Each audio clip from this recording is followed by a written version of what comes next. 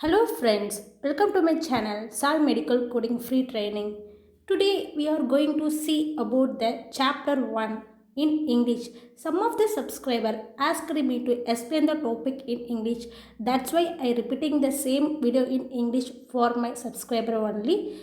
Chapter 1 topic is certain infection and parasitic disease.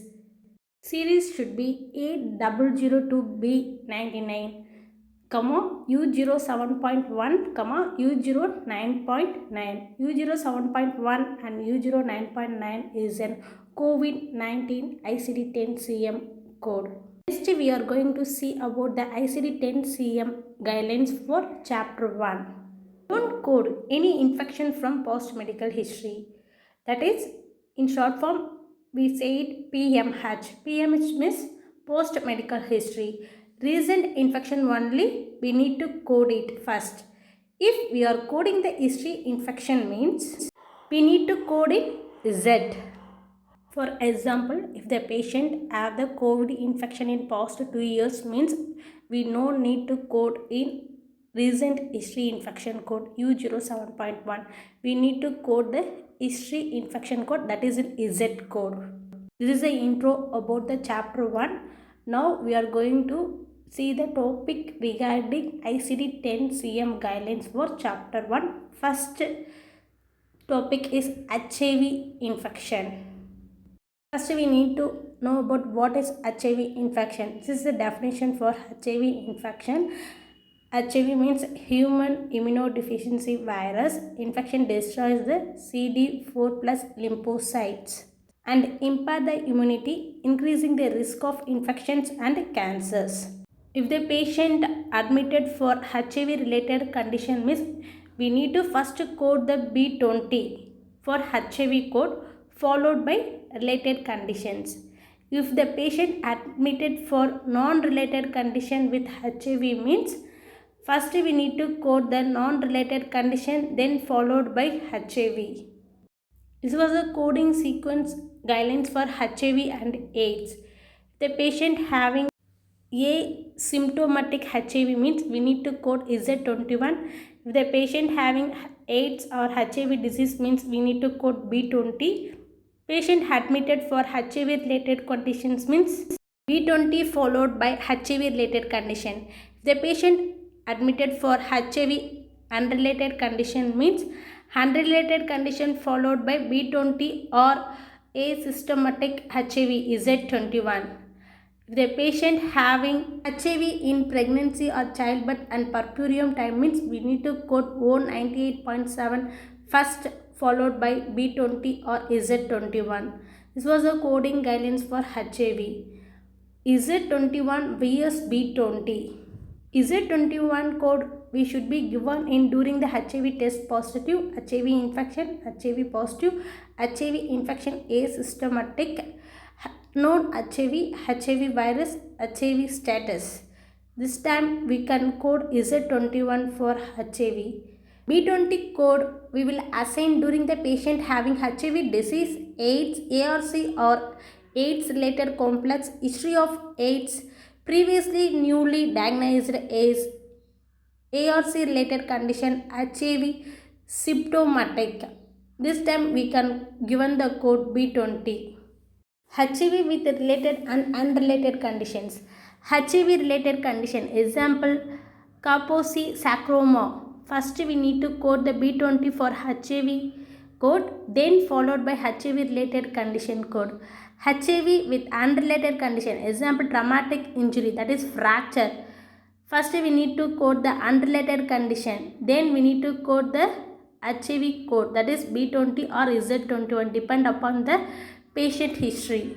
Next topic in chapter 1 is sepsis. Sepsis, it is a one kind of blood infection. Definition for sepsis. Sepsis is a clinical syndrome of life-threatening organ dysfunction caused by a dysregulated response to infection. If the patient having the sepsis infection means it finally caused the organ dysfunction for the patient who's having the sepsis infection. This was the ICD-10-CM coding guidelines for sepsis. In sepsis, we have two types, that is severe sepsis, another one is septic shock. For severe sepsis, we need to code first sepsis followed by severe sepsis code, that is R65.20. Then if the patient having any organ dysfunction due to severe sepsis means we need to code the organ dysfunction code as an additional code. In septic shock, need to code first sepsis code, that is A41.9, followed by septic shock code, that is R65.21. Then additional code is, that is an organ dysfunction code.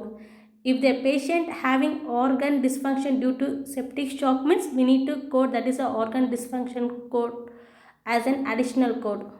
Organ dysfunction code, when we need to code means that the MD want to say organ dysfunction due to severe sepsis or septic shock. That time only we need to code the organ dysfunction code. Otherwise we no need to code. If the MD didn't say anything means we no need to code the organ dysfunction code. This is the sepsis related ICD-10-CM guidelines. We are going to see about the topic related sepsis special cases. Localized infection with sepsis. First we need to code A41 as primary. Second we need to code the localized infection. Localized infection means particular place only the infection will be happen. Example, pneumonia. Third, severe sepsis or septic shock if applicable. If the MD say the patient having severe sepsis means we can code the third as severe sepsis code. Otherwise we no need to code. Post-procedural infection with sepsis.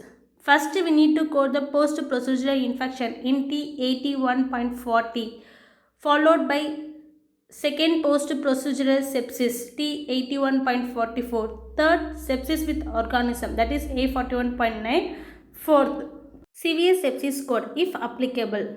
Next one is post-procedural infection with septic shock. First one is post-procedural infection T81.42, T81.43. Second post-procedural sepsis T81.44. Third sepsis with organism A41. Fourth septic shock if applicable. First we need to know what is post-procedural infection. Post-procedural infection means nothing. In the surgical wound they got the sepsis infection. That is, we are saying about the post-procedural infection. That's all about the sepsis related ICD-10-CM guidelines. Next we are going to see about the COVID-19 topic. We need to know about what is COVID-19. Coronavirus disease 2019, that is COVID-19 is an infection disease caused by newly identified coronavirus RNA virus, and it affects upper respiratory tract, nose, sinuses or upper throat and lower respiratory tract. There is trachea and lungs. Mode of transmission can be direct contact through cough and sneeze, direct contact through surface, self-contamination, aerosol during aspiration. This is the ICD-10-CM guidelines for COVID-19. Whatever isn't, if the patient having the COVID-19 means we need to code U07.1 as primary. Some of the examples are given. Pneumonia due to COVID-19. Patient having the COVID-19 due to pneumonia. First we need to code the U07.1 as a primary, that is a COVID-19 code, followed by J12.89. It is a pneumonia code. Acute bronchitis due to COVID-19, U07.1 followed by J20.8. It is an acute bronchitis code. Bronchitis due to COVID-19, U07.1. It is an COVID-19 code followed by J40 is an bronchitis code.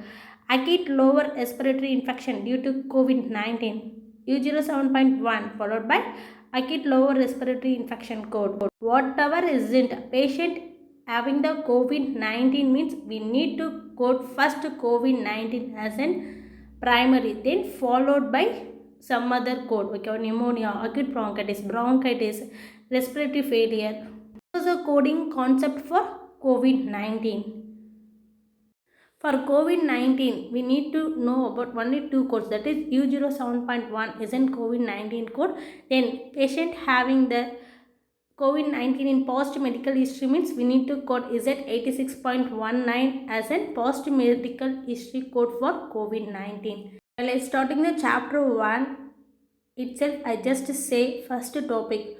The patient having the post medical history means we need to code it Z code. This was the Z code for COVID-19 code, that is Z86.19.